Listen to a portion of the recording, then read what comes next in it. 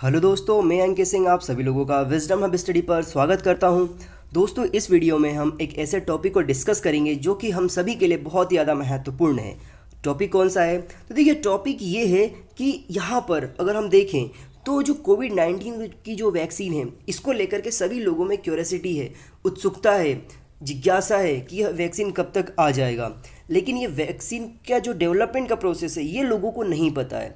जब तक आप इस वैक्सीन के डेवलपमेंट की प्रोसेस नहीं समझ पाएंगे, आप ये नहीं समझ पाएंगे कि वैक्सीन कब तक एक आम जनता के पास पहुंच सकेगा। ये जो कोरोना वायरस है, इसका जो ऑफिशियल नेम है वो है कोविड-19। ये जो बीमारी है, ये जो वायरस है, जिस वायरस से ये हो जाता है, उसका नाम है CARC-CoV-2। इसका ऑफिशियल नेम है। तो अब ये जो कोविड-19 की जो वैक्सीन है, ये कब तक आ जाएगा?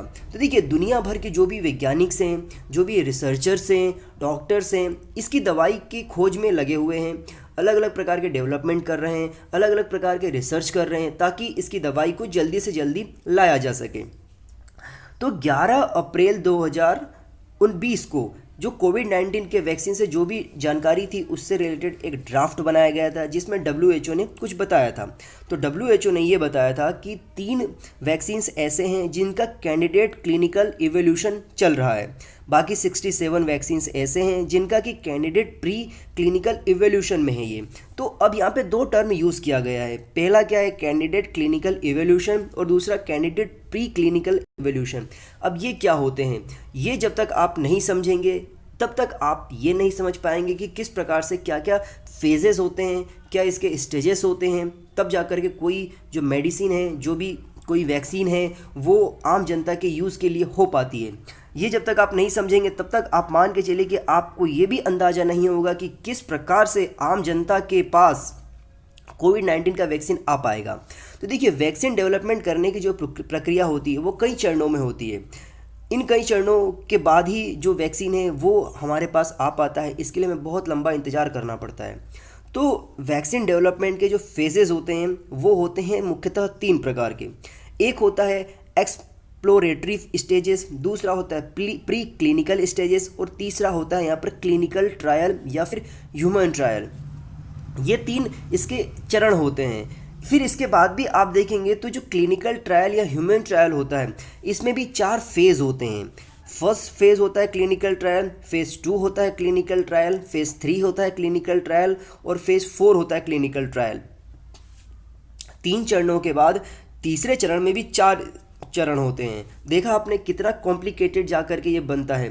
फिर हम बात करते हैं कि एक्सप्लोरेटरी जो ट्रायल होता है उसमें क्या होता है, जो पहला चरण होता है। तो देखिए, इसमें क्या होता है, इसमें जो वैज्ञानिक्स होते हैं वो लैब में कई तरह के एंटीजन की स्टडी करते हैं और ये पता लगाते हैं कि बीमारी के प्रति जो इम्यून रिस्पॉन्स जनरेट करने और बीमारी को रोकने की जो क्षमता है वो किस प्रकार की है।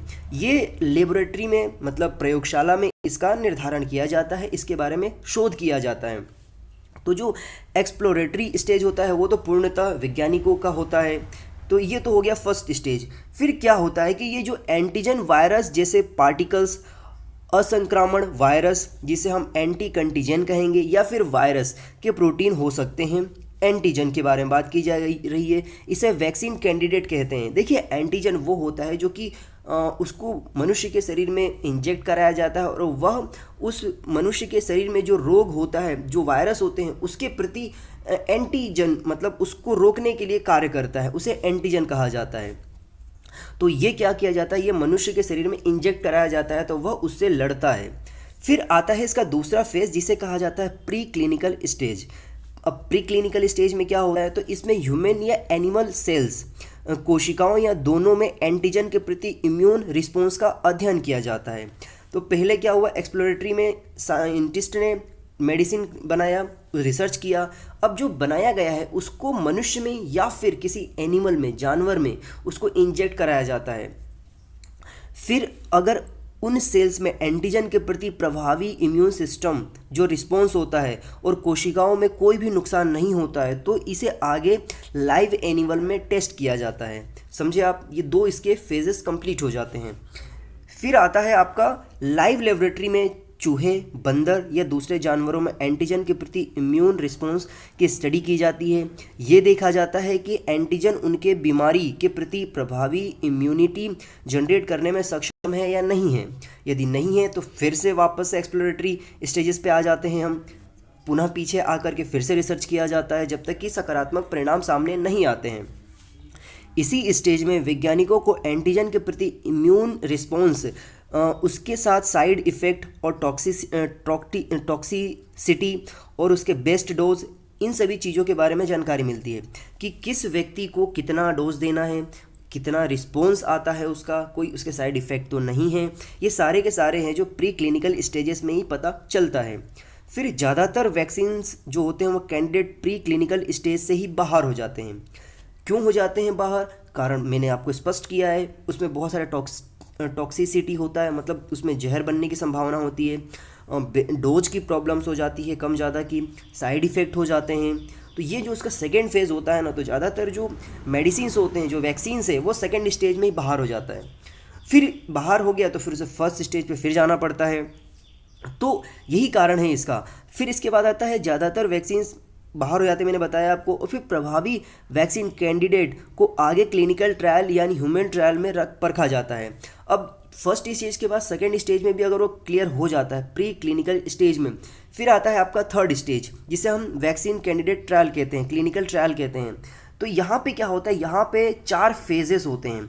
अब वो 4 फेज़ कौन कौन से होते हैं? तो देखिए, पहला जो फेज़ होता है उसमें जो वैक्सीन है उस वैक्सीन कैंडिडेट को यहाँ पर 20 से 80 स्वस्थ लोगों में वैक्सीन कैंडिडेट की टॉक्सिसिटी और इसकी इम्यून सिस्टम को एक्टिवेट करने की क्षमता का आकलन किया जाता है। That means we can say that कि जो वैक्सीन होता है इसको 20 से लेकर के 80 लोगों में इंजेक्ट कराया जाता है और उनके ऊपर उनके इम्यून सिस्टम को लेकर के जो भी रिसर्च है, जो भी स्टडी है, वो किया जाता है।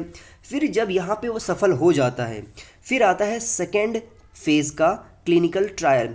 इसमें क्या होता है, इसमें सैकड़ों लोगों को शामिल किया जाता है। पहले क्या था, पहले 2 डिजिट में ट्रायल किया जाता है, फिर अब 3 डिजिट में आ जाते हैं, मतलब 100 से ज़्यादा लोगों में इसे ट्रायल किया जाता है। खासकर ऐसे लोग जो मतलब बीमार होने की आशंका ज़्यादा है। पहले स्वस्थ लोगों में किया जाता है, फिर सेकेंड फेज़ में बीमार होने वाले लोगों में ये ट्राई किया जाता है। इस फेज़ के दौरान वैक्सीन की इम्यून सिस्टम को एक्टिवेट करने की क्षमता, उसके टॉक्सिसिटी, डोज देने और प्रकार की जो भी यहाँ पर आईवी या ओरल हो सकता है का अध्ययन किया जाता है। यहाँ पे दोस्तों, यहाँ पर ओरल या तो अलग तरीके से दिया, बाहर तरीके से दिया जा सकता है या फिर इंजेक्शन के द्वारा इंजेक्ट कराया जा सकता है। तो ये इसके प्रोसेस होते हैं। फिर आता है इसका थर्ड फेज़। तो थर्ड फेज़ में क्या होता है यहाँ पर कि यहाँ पे जो ट्रायल करने का जो प्रोसेस है वो बहुत ज़्यादा बढ़ जाता है। यहाँ पे अब 3 डिजिट में के बाद हम 4 डिजिट में आ जाते हैं। यहाँ पे 1000 से लेकर के 10,000 लोगों पर इसका ट्रायल किया जाता है। फिर उसके परिणाम की स्टडी की जाती है। फिर यहाँ पर जो वैक्सीन कैंडिडेट की जो क्षमता के निर्धारण पर 3 मुख्य बातों पर गौर किया जाता है। जब वैक्सीन दिया जाता है तो यहाँ पर मुख्यतः 3 बातों का ख्याल रखा जाता है। वे 3 बातें कौन सी है? क्या वैक्सीन कैंडिडेट को देने में इन्फेक्शन कम हुए हैं, ये ध्यान रखा जाता है स्टडी करते समय। फिर क्या वैक्सीन कैंडिडेट को देने में बीमारी कम हुई है, यदि दिया गया है तो क्या उस व्यक्ति में सुधार हुआ है उसकी बीमारी में, ये देखा जाता है। क्या वैक्सीन कैंडिडेट को देने में सभी लोगों में इम्यून सिस्टम एक्टिवेट हुए हैं, क्योंकि ये जो बीमारी है इम्यून सिस्टम की वजह से ही खराब हुआ है ये बीमारी। तो क्या इम्यून सिस्टम जो उनका डीएक्टिवेट हो गया था, क्या वो एक्टिवेट हो गया है? तो इन 3 बातों का ध्यान रखा जाता है। इन्फेक्शन तो नहीं हुआ, बीमारी तो कम हुई है कि नहीं हुई है, और फिर उनका इम्यून सिस्टम एक्टिवेट हुआ या नहीं हुआ। इन 3 बातों का ख्याल रखा जाता है पूरे प्रोसेस में। और ये जो पूरे फेज़ होते हैं, 4 फेजेस, इन फेजेस में तकरीबन देखा जाए तो 3 से 4 महीना एक फेज़ में लगता है यहाँ पर। तो इस प्रकार से हमें परिणाम सामने आने में लग जाता है तकरीबन 15 से 18 महीने इसको कंप्लीट होने में इसे लग जाता है। लेकिन कोविड-19 के केस में जो ये प्रोसेस है वो थोड़ा अलग तरीके से है। वो अलग तरीके से कैसे है? तो देखिए, वैक्सीन को मौजूदा 4 फेजेस से गुजरना होता है। इसको निगरानी में रखने के लिए बहुत लंबा समय लग जाता है, तकरीबन 20 से 25 साल, 15 साल, 10 साल ऐसे लग जाते हैं। लेकिन जैसा मैंने आपको बताया कि कोविड-19 के केस में अलग है। इसको जितना हो सके उतना तेज़ी से प्रोसेस को आगे बढ़ाने के लिए जो भी इसमें ऑब्स्टिकल कानूनी प्रक्रियाएं आती हो उसको बहुत ही ईजी से करने के इसमें प्रावधान रखे गए हैं, ताकि इसका ट्रायल आसानी से हो सके और जो इसका मेडिसिन है, जो इसका वैक्सीन है, वो लोगों के सामने आसानी से जल्दी से आ सके। इसी क्रम में जो NIV पुणे है, नेशनल इंस्टीट्यूट ऑफ वायरोलॉजी, फिर भारत बायोटेक लिमिटेड और फिर ICMR, इन तीनों ने मिल करके एक जो मेडिसिन बनाई है, एक वैक्सीन बनाया है, वो इन्हीं सारी प्रोसेस से गुजरी है। तो इसका जो ट्रायल है, इसके लिए मैं वीडियो बना चुका हूँ। आई होप, मुझे उम्मीद है कि आप लोगों ने देखा होगा, नहीं देखा होगा तो आप उसे देख लें। फिर भी मैं उसके बारे में 1 मिनट ब्रीफ में बता देता हूँ आप लोगों को कि वो जो वैक्सीन है, वो वैक्सीन का ट्रायल जो है वो जुलाई 2020 से प्रारंभ हो जाएगा। अक्टूबर 2020 तक उसका जो परिणाम है वो सामने आ जाएगा। अगर ये सारे चीज़ कंप्लीट हो जाते हैं तो आप मान के चलिए कि आने वाले समय में उसका जो प्रोसेस है वो बहुत तेज़ी से होगा, लोगों को वैक्सीन कहेंगे हम कि मिल चुका है एक।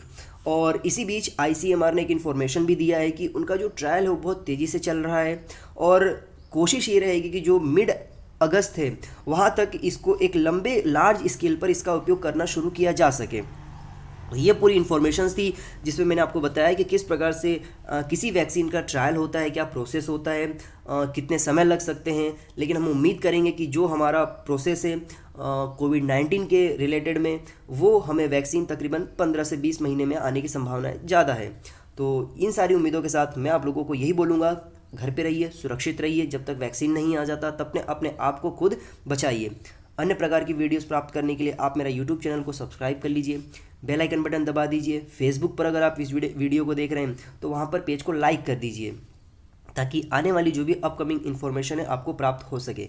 Have a good day. जय हिंद, जय भारत।